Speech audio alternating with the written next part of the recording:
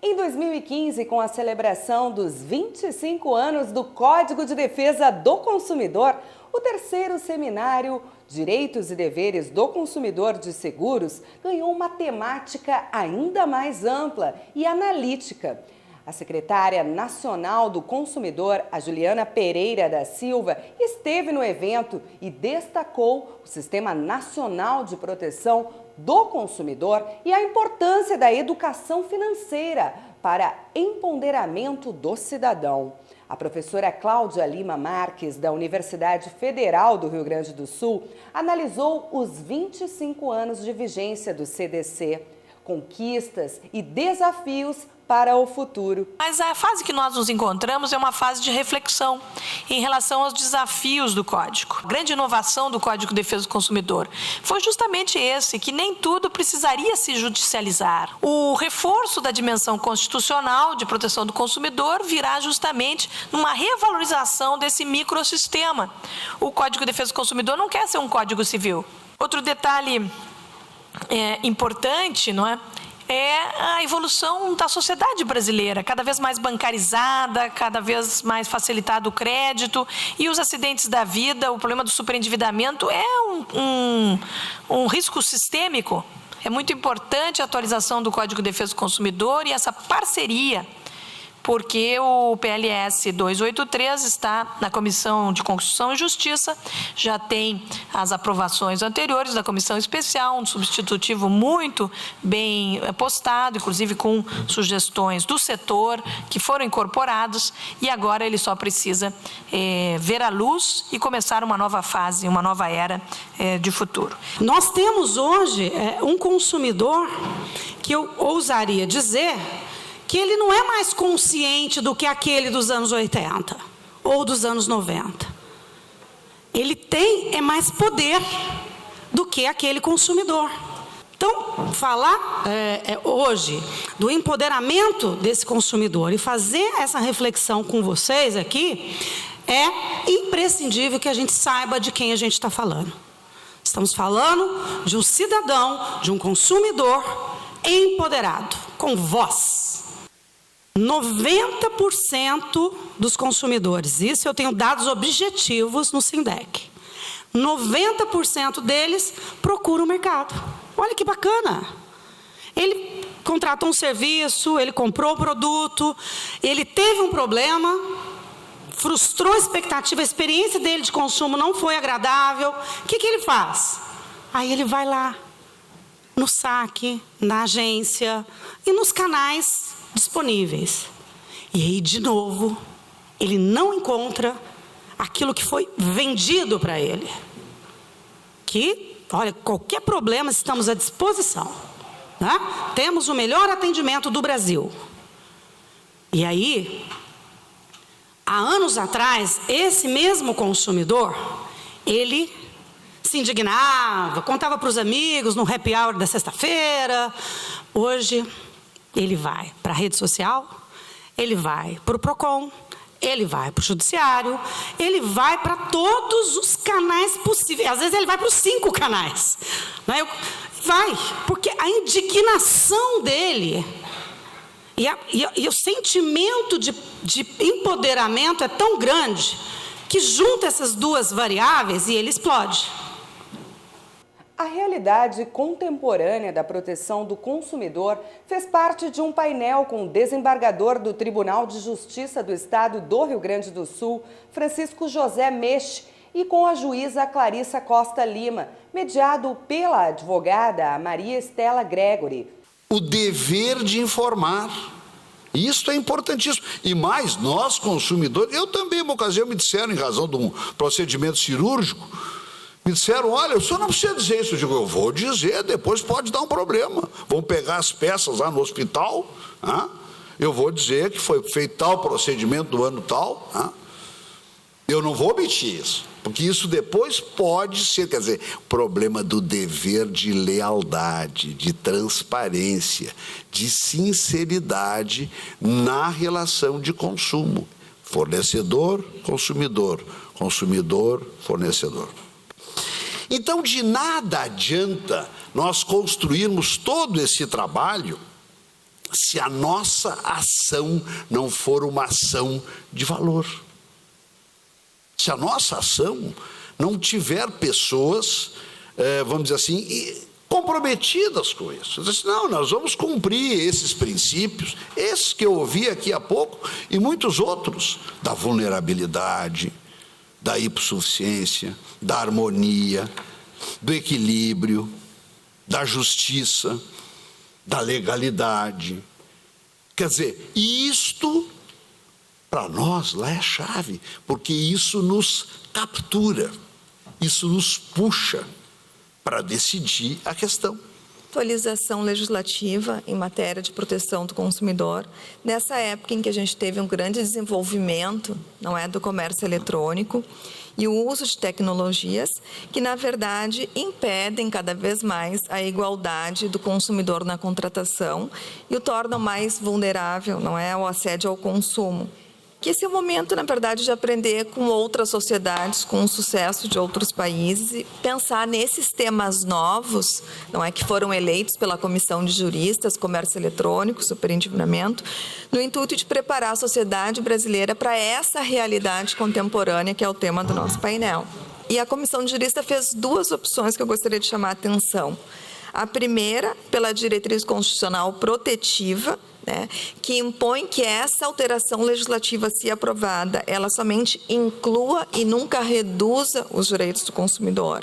E a segunda opção da Comissão de Juristas foi reforçar essa dimensão inclusiva. As relações de consumo virtual também estiveram na pauta e fizeram parte de um painel com a participação do diretor de pesquisas e projetos do Instituto Brasiliense de Direito Público, Ricardo Morici Tavada, uma das principais referências nacionais no tema, e da diretora do PROCON, a Flávia do Canto. O painel foi mediado pela advogada Tereza Cristina Mech, da OAB do Rio Grande do Sul. Não tem como dissociar, né, a Política Nacional de Relação de Consumo como uma política pública de Estado. Então, o papel do PROCON hoje, ele é sim um papel político, não partidário, mas político em defesa dos consumidores, que todos nós somos vulneráveis. Do lado, então, no Código de Defesa do Consumidor, nós temos essa política, e eu faço aí um paralelo e um grande avanço, pensando nesses 25 anos, qual foi o avanço? Eu vejo que o avanço foi, antes nós tínhamos apenas, né, o Código Civil de 1916, que não tratava, em tese, do consumidor como vulnerável, como hipossuficiente, e não dava todo esse aspecto protetivo e, principalmente, não instituía essa política nacional de relação de consumo que hoje é tão importante. Muitos avanços e, principalmente, sobre o aspecto da intervenção do Estado nas relações de consumo.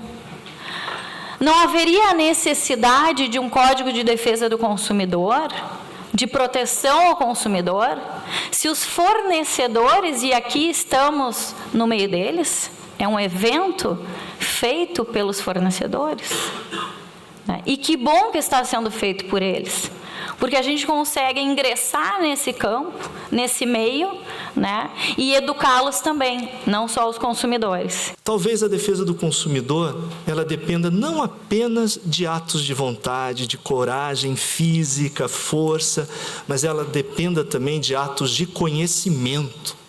Eu acho que o grande conceito, eu quero fechar esse segundo bloco, é dizer, olha, se a gente está pensando na nossa árvore, talvez o grande conceito, para qualquer área, para qualquer tema, é o cuidado, né? O cuidado com a pessoa, o cuidado com o consumidor. É um conceito simples, mas acho ele altamente eficaz.